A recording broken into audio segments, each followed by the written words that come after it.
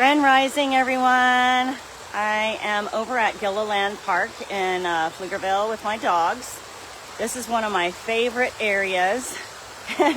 It's already 80 degrees and 87% humidity, so it is hot. We've been working daily outside, going through all of our garage stuff and clearing out our rooms. And so yesterday was hot early in the morning, and my dogs didn't have a chance to get out. And so today, well, they were outside in the backyard, but I mean like out, because I like to let them off the leash in certain areas. But look at this. Isn't this absolutely stunning? I love to come here and play. Sometimes I bring my guitars and my drums and create music and sing. And this is also the same place where when I was making that, creating that song, I'm Not Ready, where the two red-shouldered hawks came and landed on a tree near me and started singing with me. And so, yeah, feels so much better to be over here where I can breathe. And I'm just so grateful for this place and the beauty here. There's been so much rain, so everything is just so green and everything is blooming. The wildflowers are going crazy. They're all really tall. So walking through them, the dogs were like rolling over and having to roll over in the grass. They want to get the smells of all of the stuff, you know. So I just wanted you guys to be able to feel like the energy of this place. And it's just, I have so much gratitude, and outside in nature is where I feel most at home. Nature has always been a safe space for me to come, and I'm not afraid in nature, you know. I had a harder time around people, and I'm setting all of that aside, right? Learning how to be myself no matter where I'm at, and just see all the beauty and everything, and everyone is, you know, no matter where they're at in their life, or no matter what they may be thinking or how they may see you, all comes through their own perspectives and their own wounds and stuff. And so not allowing that to change who I know I am, and being at peace with that is so beautiful. I can breathe. You know, a lot of times I've struggled with breath in very dense environments, or when I start to feel the heaviness of the emotions I'm going through and stuff. It'll feel like I can't take a deep breath. And I remember before in the past when I was going to see doctors. I haven't seen a doctor in over 2 years.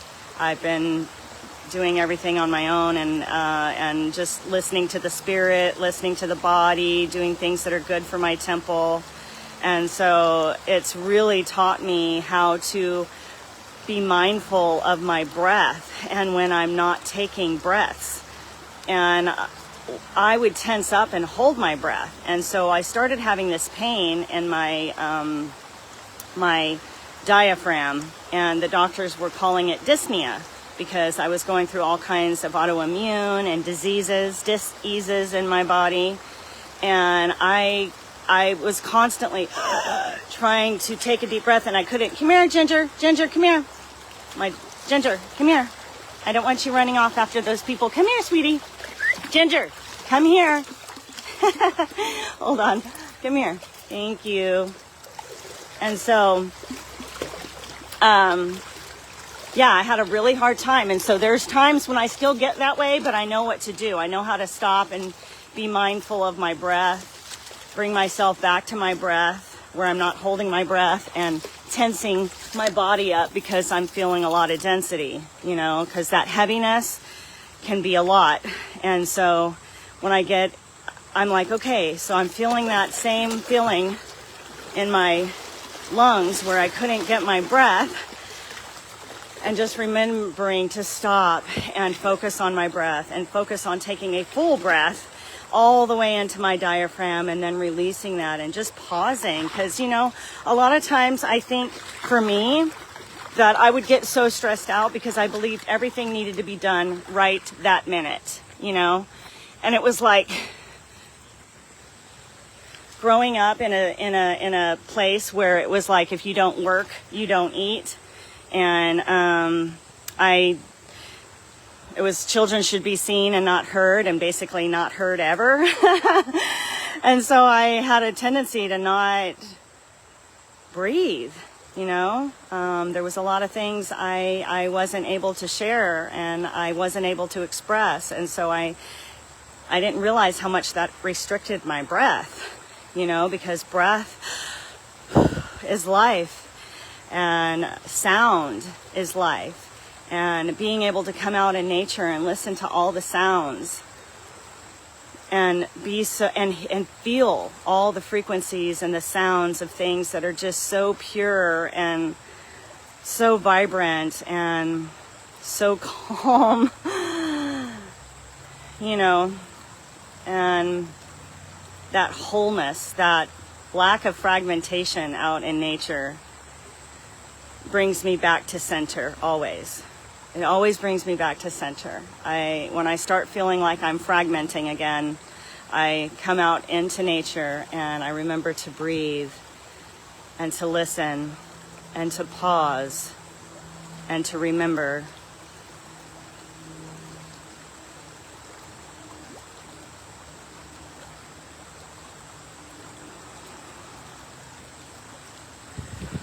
Look at this place.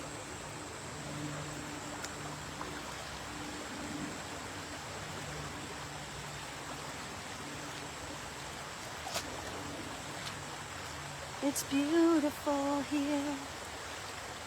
It's beautiful here. It's beautiful here. It's beautiful everywhere. This place is beautiful. This place is beautiful. It is beautiful. You are beautiful. This place is beautiful. This place is beautiful. I am beautiful. You are beautiful. I'm thankful for your breath. And I'm thankful for my breath. And I'm thankful for the sound. And everyone around. I am grateful. Yeah. I am grateful. I feel like I need a drum. Sometimes I use my chest as my drum. You know, I'll just start. Because the heartbeat is the drum. The heartbeat is the drum. So, right where my heart is beating, remember the pulse of the earth. Right where my heart is beating, remember the pulse, the rhythm of the earth. Right where my heart is beating, I can remember the pulse, the rhythm, the heartbeat.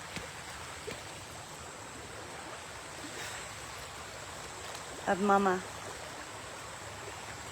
My Mama Earth. My Mama. And the vastness of the sky from our Father, right? So beautiful. And lately I've been letting go of roles, because I have so much more compassion to give when I take away the roles, you know? If I see everyone, and I mean everyone, as my brothers and sisters, I have so much compassion. Getting rid of the role of, you know, it seems like with roles, we tend to identify people by their roles. And it's like, let go of the roles, and I have so much compassion for my brother. I have so much compassion for my sister, you know? It's like, well, you were my mom, you should have been this way, or you were my dad, you could have been this way, or you were my sister, and you know, my blood related sister, or you were supposed to be my best friend. And it's like we give these people roles all the time.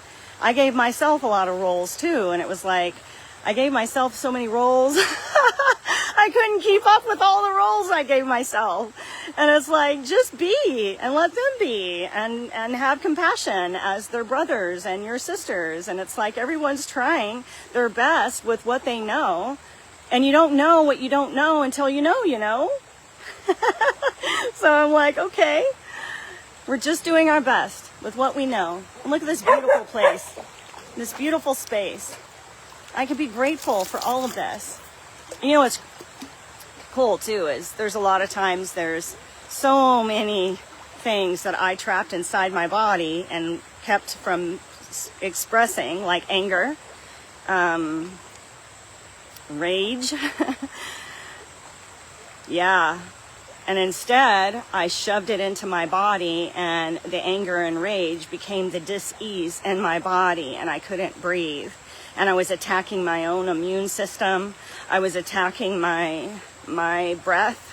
I was doing that because I was not allowing what I thought was not good to come up and come out and just roll with the waves, learn how to ride the waves, learn how to surf the waves. I was afraid of the waves that were coming up in me. And so I spent a lifetime numbing. And I used some really painful, because I had a death wish. I was like, I don't want to be here. I don't want to be in this place, you know. And I was also one of those people that was an adrenaline junkie. And I know that that came from living in a very high volatile place where you're in fight or flight. And so I didn't know that there was, that you could live in a peaceful state and have energy, I guess. And so I was addicted to the adrenaline. And so I would put myself into some scary situations and do some scary things. But at the same time, I loved that part about me. I loved the fact that I could be so freaked out about something that I was going to do it first. Like I'd be the first one to jump off a cliff, you know, to show everyone else they could, even though I was absolutely terrified to do it. But I was like, I got to show them I can do it, you know, and be the first one to do it. And so I would be the person jumping off a high cliff into the water, or the first person to do anything. I was like, I'll be first. So I love that part about myself too.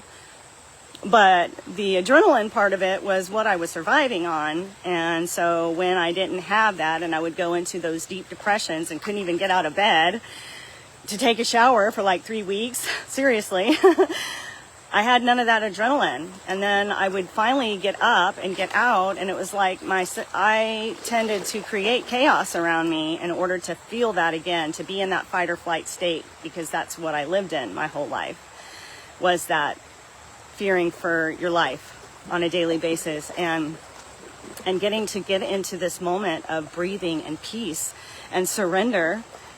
That's a big one for me, because I was always pointing that out in my partner, my I don't know what to call him anymore. My ex-partner, I don't know. He's my brother. He was my husband. He's my brother. Like turning everyone into sisters and brothers, right? Instead of giving them those roles. And he would always be like, you could say the word surrender, and his like never surrender would come up. And I could point that out in him, but I didn't realize that I had it in myself too. And that's what we do. We project everything onto others that we can't see in ourselves. Or if we do, we just don't notice it until I know that when I'm pointing out at anyone, it's something I'm still working on within me, right? And so, yeah, he had that never surrender, and so did I. And I'm getting like completely, come here. Hold on a second. The dogs have me all wrapped up. Hey guys. Guys.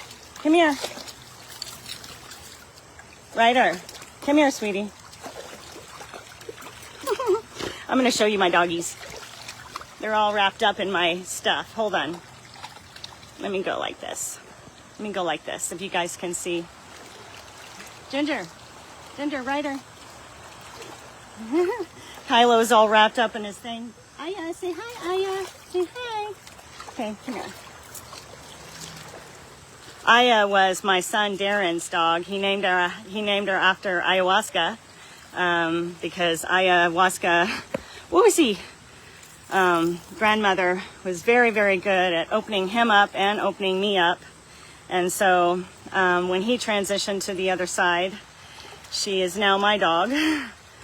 And so when I do get on the road and start traveling nomadically, Ginger, Aya, and Kylo are going to be coming with me, along with my cats Magic and Serena. And then Ryder will be going with Jerry, along with Tinkerbell, our cats Tinkerbell, Rune, and Ollie. So 3 cats will go with him and 1 dog. And 3 dogs and 2 cats are going to be coming with me in the bus. It's going to be quite an adventure traveling around like that. We're really excited for this new venture. Jerry's really stoked about the people that he met, and he found his tribe in Houston, and they're already playing music and creating music together, and I'm really excited for him. I obviously want him to be so full of life and so happy and so free, right? You just want the best for everyone. It doesn't matter if we put like a stipulation of how a relationship should have gone or could have gone, then I'm stuck in that environment of regret. And it's like, I'm not going to do that. You know, we still are humans. We're still young. You know, I'm going to be 53 in September, but I don't really like to go by age because I'm young, but I'm still, I'm vibrant, and I want to have adventure, and I know he does too. And so it's great. It's a new chapter of our lives that we are going on, and just being grateful. Even when I was like, dude, we have 30 years of stuff. I didn't know that people could like create or collect that much stuff. And as much as I've been working on it and going through the memories and taking pictures of pictures and doing a lot of burn ceremonies to let go of things that I just simply cannot travel with, and it's stuff. And so I'm letting go of all the stuff. You know, it's not like when I cross to the other side, I'm going to be able to take all this stuff with me. And so collecting stuff is just like something I don't want to do anymore. Obviously, my animals, some clothes, food, and my instruments, because my instruments are my babies, and especially my drum. You know, I made my drum on 1/11, 2025, and we blessed her on the 12th. And so she's a little over a year, and normally I have her with me everywhere I go. I take her with me everywhere I go. I just take my drum. She's my baby. She's learning. She's experiencing. She has so much life to give, and she's very powerful too, you know. And so she's made from buffalo, so she helps with soul retrieval and remembering and opening people's hearts. So she's a heart opener. You know, her name, she gave me her name after I had the drum making ceremony, and she gave me her name, and I was like, I don't know what that means. I knew what Oshun meant, but she said her name was Maka Aki, Oshun. And I'm like, what is that? And so I looked it up, and it was Lakota for Mother Earth Land, goddess of creative rivers, the Oshun medicine. And so, yeah, it's just really interesting. Not being afraid to tell people that I have instruments that talk to me. I don't care. It's okay. I've been talking to spirits and fairies and trees and animals my whole life. Why should I cover that up? What's so scary about that? You know? And in the past, I was made fun of and bullied, and, you know, that was all your imagination, or it was somehow demonic. But it's not. It's awesome. And so not being afraid to share that part of myself with people, even if they think that I'm totally cuckoo, because I like being cuckoo. I really do. It's interesting. It's so interesting, you know, being different. I think I swallowed a bug. Oh yeah, I did. Good protein. Ooh. Look at this area, but the trees are falling. Look.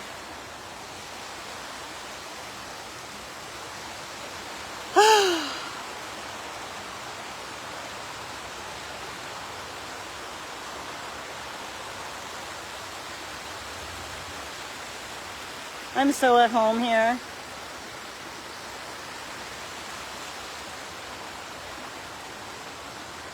I have a song that I'm going to be sharing with you guys soon. It was given to me by the whales. It's a prayer. And I was singing it yesterday in the backyard. And of course the little birds were coming in and singing with me, and the wind started to join in, and it was absolutely beautiful. It's an easy, simple prayer. And it's done in a language.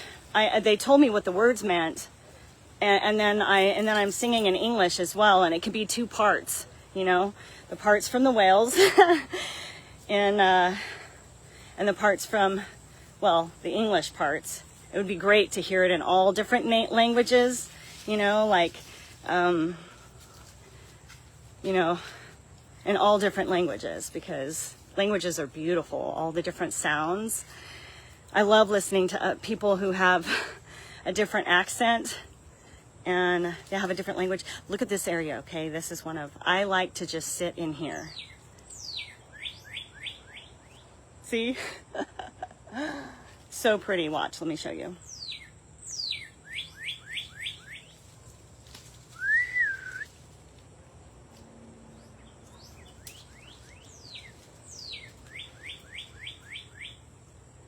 You're so beautiful.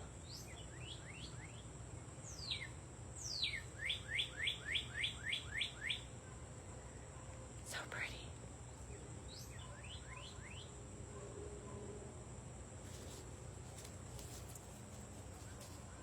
You can hear a dog barking over in the other area. It's all the sounds are so musical. And for me, I've always heard frequency, and I feel it and I hear it. And so it sometimes gets so overwhelmingly loud, so I have to pause and breathe through it, because it's like almost like a vibration of thunder. And I love dancing in the storms. The bigger the storm, the more peace I feel inside. The thunder, thunder, thunder, thunder. And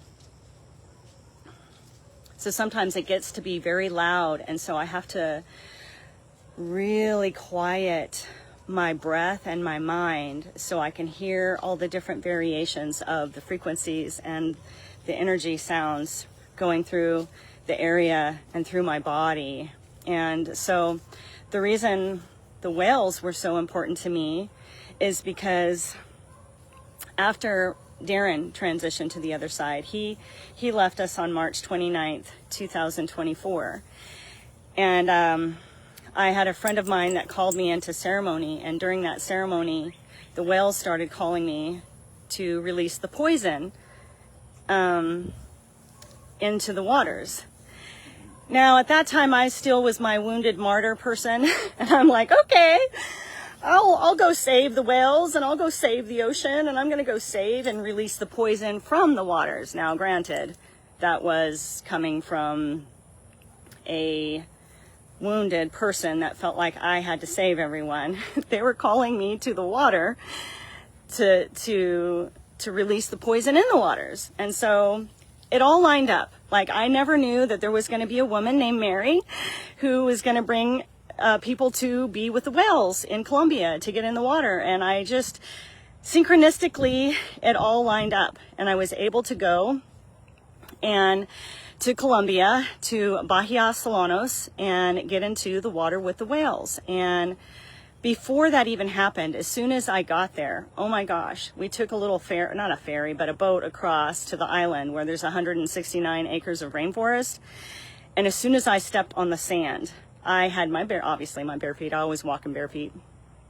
And I put my feet in the sand, and my whole foot started vibrating, and it was coming all the way up. And I'm like, ooh, what's in the sand? And it was dark, it was black. And they were like, oh, you're feeling the volcanic ash. And I'm like, oh my gosh. So I'm like burying my feet in the sand, like, oh my goodness, this is so healing. I could feel the vibration from the sand. And then later on, I went out into the ocean, and I was treading water for like half an hour, and I'm just, you know, letting go and releasing. And then the water speaks to me and tells me that I'm trying too hard and that I need to lay back and relax. And I was arguing with the water. now. You know, I'm like, you don't understand. People have been trying to teach me to float my entire life. I simply can't do it. It doesn't matter if it's the ocean, doesn't matter if it's a pool, I sink. My feet would sink. But I hear like the command of lay back, you know? And so I did. Ginger, come here, girl. Ginger, come here. And so Ginger, come here. Come here, girl. Ginger. I'm gonna have to sit down because I don't want to go chasing her. She has her leash on, but she got loose. Oh well, I'm just gonna let her roam for a minute. She'll come back. And so she hears that dog. So the whales, I'm in the ocean, and finally I lay back and I was able to float. And not only was I floating, but I felt like a very male presence, like a king, like the king of the ocean, like the ocean itself. And I know a lot of people were telling me, but the ocean's feminine. And I'm like, well, this was very masculine, was holding me against his heartbeat, and I could feel the heartbeat, and I just laid back. I was there for so long, and the people said that they were looking for me and they couldn't see me in the ocean. When I finally came out, I'm like, oh my gosh, the water spoke to me and told me I was trying too hard and just to lay back and relax, and I was able to float. One of the people were like, it's because it's the ocean, it's salty. And I'm like, no, I've always been in the ocean and I could never do it before. And so, of course, that's in my mind, right? And so when we go to this amazing waterfall, that the vibrations were just absolutely stunning. And it looks like a lagoon. I went and in there, because it's fresh water, you could drink it. And I was able to float in that too. And I've been able to float ever since, just because it's a letting go and trust, right? And I didn't trust anything. So I let go. And then when we kept going out to see the whales, we stopped over this beautiful singing whale. It was a male. He was singing upside down to call. And I got in the water with him, and I laid back, and I could hear him, right? And the vibration went through my body, and I was crying. And I recognized the song, and I didn't want to leave. I was like, I don't want to leave him. You know, when they were telling everybody else to get back on the boat, and I'm like, I can't leave him. He felt like family. And as I'm stepping up the ladder to get into the boat, the marine biologist that had taken us out to the whales, he was like, now this is releasing the poison in the waters. And that was the first time that I was like, oh, I'm supposed to release the poison in the waters. They're taking it from me. I was carrying the poison, not that I had to go and save the ocean. They were calling me so that they could help me grieve and let go. But it took like 3 years to integrate that, almost. You know, I didn't realize still how many levels and layers that, oh, so you mean God wants to help me, nature wants to help me, people want to help me. I don't have to do it by myself. I don't have to carry everyone. Come here, sweetie. See, I told you she'd come back. She came back. I'm not chasing anymore. I learned that the hard way. You know, I'm just like, sit, trust, she'll come back.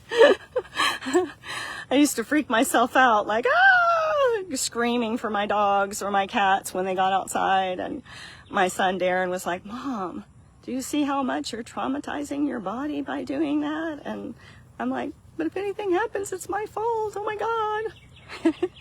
Letting go and trusting, and even if something were to happen, it's not the end. You know, it's not the end. It's okay. Trusting in the cycle of life, you know. I wasn't necessarily afraid of me dying. I was afraid of everyone else dying for something reason that was so horrible. And then when you go through your children, your older 2 boys dying, and transitioning, because I know they're not dead. I communicate with them all the time. In fact, I had a death not too long ago. It was like 2 weeks ago, where I was in my room and I was shivering, and I was going through a somatic release where I felt like I was drowning in a frozen pond, and I could see myself fighting the pain, fighting it, struggling to breathe and take a breath. And all of it was like shards, you know. It's so painful when you're in frozen water. And I was fighting it, and I was trying to breathe, and I was calling out for help, but nobody heard me. I was in the frozen pond by myself. And finally I gave in to the pain and the freezing, you know, and I sunk beneath the water and inhaled, and I drowned. And the whole room filled up with all the ancestors and the angelic realms. And I'm like shaking, and I'm like, oh my gosh, this is a generational thing. And I'm shaking, my whole body shaking, and all of a sudden my binaural beats, they switch to medicine music, like my playlist. The spirit always takes over my playlist, but it changes to medicine music, and immediately once it turns to medicine music, I feel like I'm on ayahuasca. And so I ask, I'm like, Aya, are you here? And of course she's like, yes. And I'm like, are my sons here? And the next song that came on was Ocean Waves, and it sounded like 2 sets of feet dancing in the ocean waves. And I'm like, okay, they're all here. This is a generational letting go of fear. And they were so proud. And I'm like, wow, thank you for walking me through such a painful experience, you know. And then the next one was the beginning of this week. It was the letting go of roles, and it was another somatic release to where I was freezing again. And I know when I start freezing like that, that's a lot of fear coming up in my body. That's how I feel the fear in my body, as my body starts to shiver and freeze, or have the feeling of cold. And so I was able to let that go. And so yesterday I was like, I knew I had one more, because, you know, when I had met up with the owls at my park, there were 3 owls. And I knew that the watchmen were going to be leading me through 3 deaths and 3 resurrections. Come here. And so I was speaking to a friend of mine at a breakfast yesterday morning, and I was like, yeah, I'm getting prepared for the next one. It's going to be, challenging, because they can be really painful, and it can be blah, blah, blah. And then I feel this energy come through me of laughter. So it's different than hearing laughter. It's more of an energetic sound that your whole body feels. And it was laughter. And I'm like, okay, my ears start popping, and they're ringing really, really loud inside a restaurant. And I just stop and I close my eyes, and I'm like, what are you guys laughing at?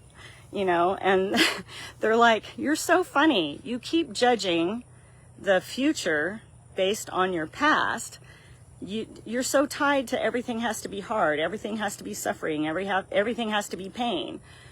And I'm like, but it has been that way. And it's like, but that's not. Your next one is just the threshold of you being you and telling your story. That's it. So I'm doing it right now. This is the last threshold.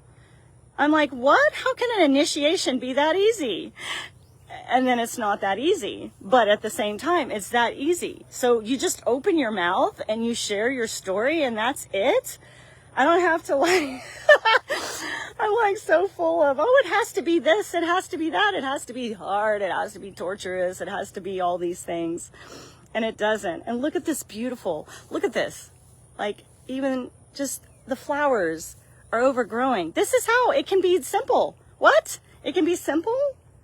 It can be beautiful. And obviously, I've always believed in it being beautifully painful. I'm not saying it's not going to be painful, but it doesn't have to be. And I'm like, oh, so I can just have fun with this?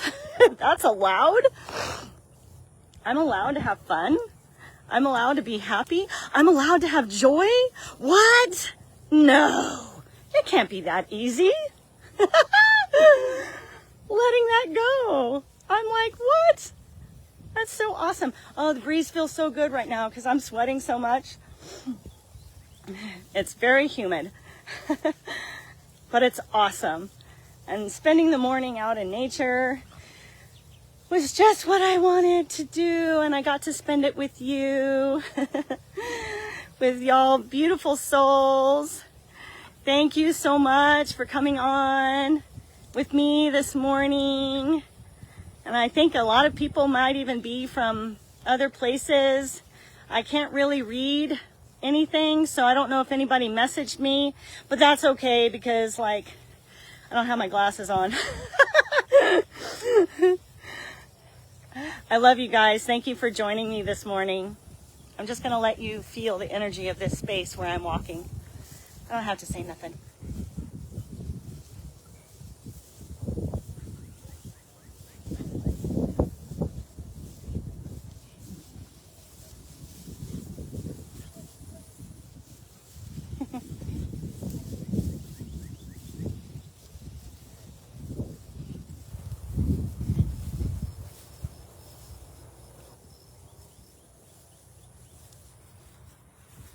I love it in the morning when I wake up and the bugs are still singing.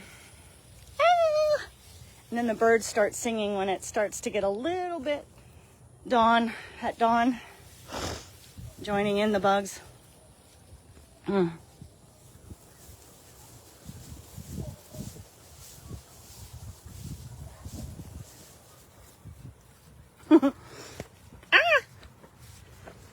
Ginger, you're pulling me.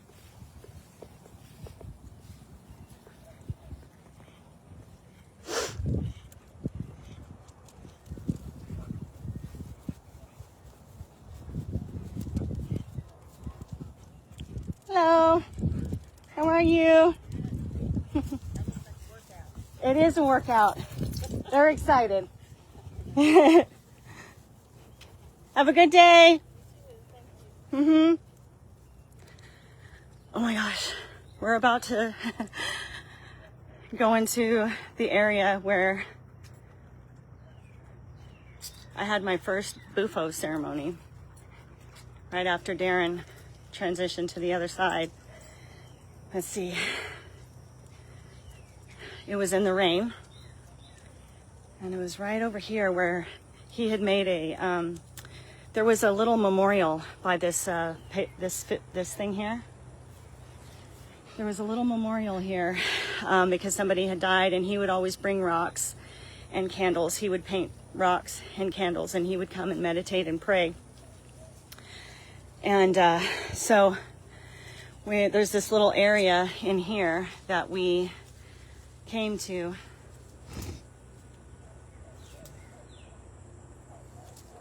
There's been a lot of rain, so a lot of it is overgrown, but it was over in that area.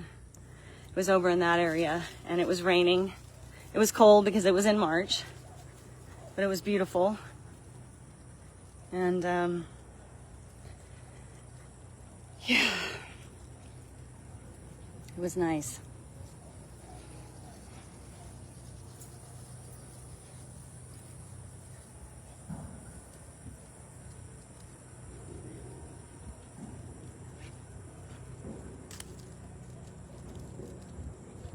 You guys are all walking in different directions.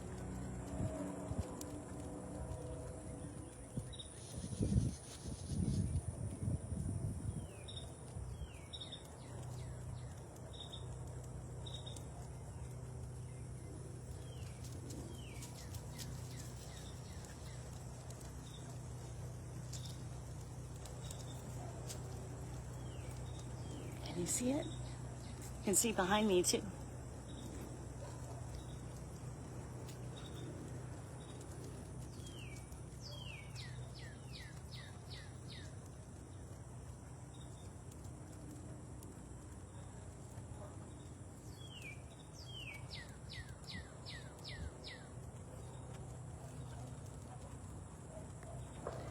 No identity means I am free to be me, and that is beauty, beauty.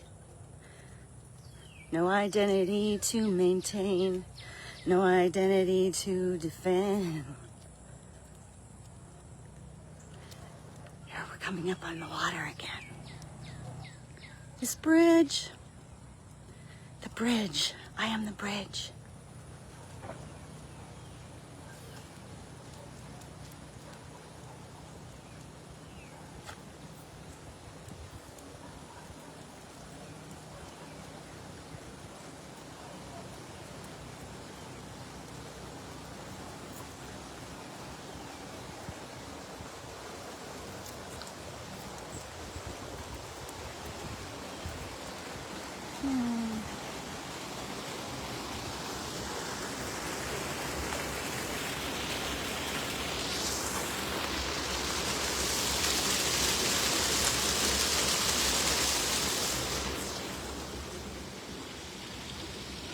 Been a lot of falling trees from the storms.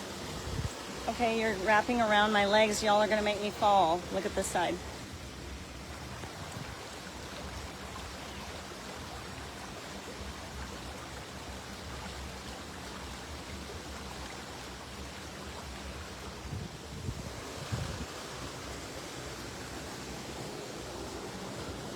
You know, there was a time when I was so depressed and sick from being in constant detox.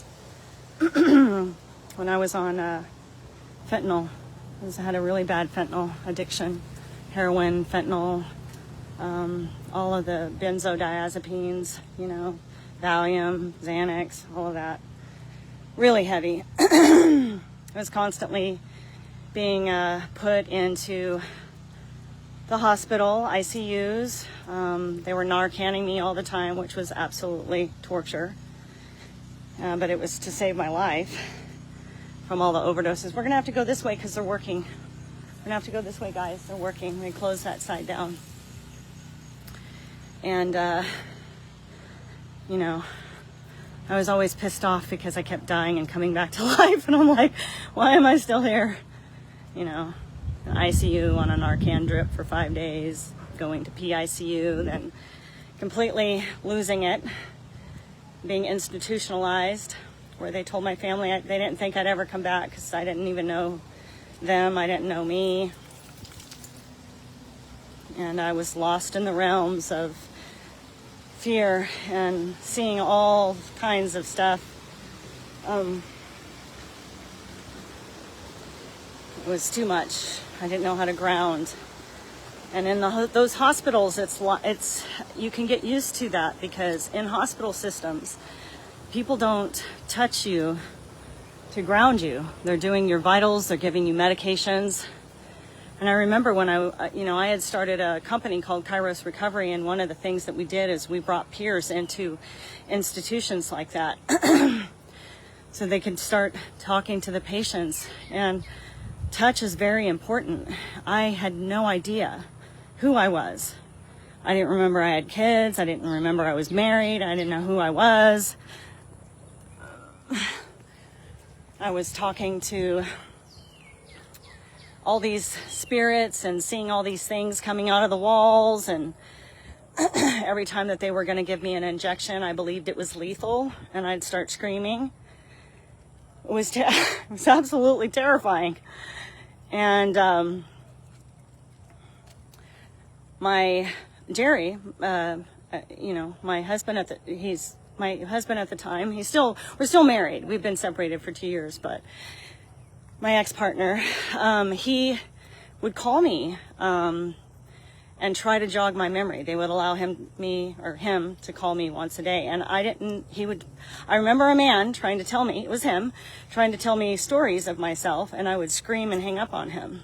And they would all come running with their syringes drawn, ready to inject me again with Thorazine and Haldol and all these like really, really powerful, strong medications. And one day though, however, I remember Jennifer. I will always remember her. She was a patient, and I had just hung up again screaming, and she came running to me with her arms open wide. And I fell into her because she was like, "What's the matter?" I fell into her arms and I turned my nose into her neck. And when I did that, I could smell her scent. And immediately I had a flash of a memory come to me. And that was because there was another human being that gave me a moment of grounding contact. That's all I needed. A smell, because I'm very highly sensitive to smell. I can smell anything. Clairsentient or whatever you want to call it. Like a hound dog. Touch. A grounding touch. A warm touch. A hug. That's all I needed. Took me a while to start remembering and coming back to my center. Took a long while.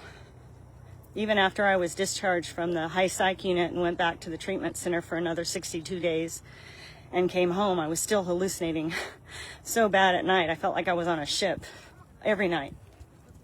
And it was very disorienting. I remember I'd be driving and I felt like my hands were sinking beneath the steering wheel, like they were melting into the steering wheel. And it used to freak me out. Now I know what was happening to me. Then I didn't know what was happening to me, and I was afraid of it because I was taught to be afraid of it. So, touch, smell, sound, grounding helps to ground you, bring you back to your center so you can remember. It's very important. And I have brought that into all of my medicinal practices and healing practices with people. Sometimes just someone to sit next to you, touch your leg, hold space without judgment, just sitting. Can you just sit with someone and not feel like you have to fix them? Can you just help to ground and listen without judgment? We do that a lot. I did it too. Well, if it was me, I would have done this. You have no idea. You're not them. You're not their heart. You're not their body. You're not their soul. It's your experience. And that's their experience. We get so caught up in what we would have done. Letting all that go. No one else has to be me. They are all different experiences of God.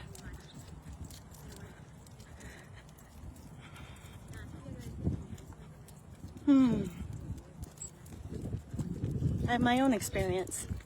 Look at this. The sun. The sun will come out tomorrow.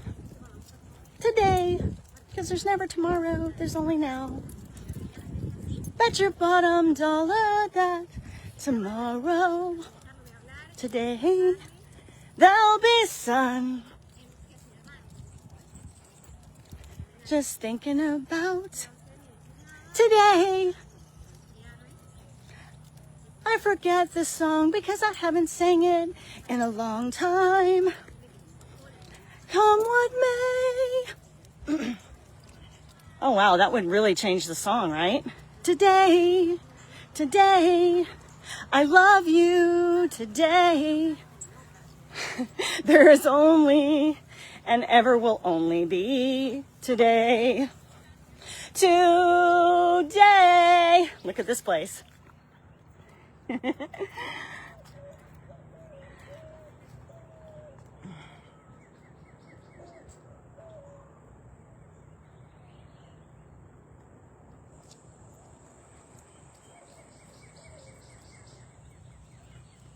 All this beauty all around me. And I was so caught up in my pain and my suffering. The things like this that I thought were so beautiful in the very beginning of moving here, I took for granted. I didn't see them anymore. I didn't see them, but yet they were still here. And they've always been here. It's on what you want to choose to see. What are you choosing to see? Yeah. So grateful to the plant medicines, to Mother Earth, Father Sky, to all the elements, to all that is, to my children, to my grandchildren, to my parents, all my brothers, all my relations. Thank you. Thank you. Thank you. Thank you so much. I love you guys. You have a good day. I'm going to finish it up because we're coming upon a party. And I don't know if these people want to be on camera. So, look at this area. Isn't it gorgeous? It is so gorgeous. Love you guys. Mwah.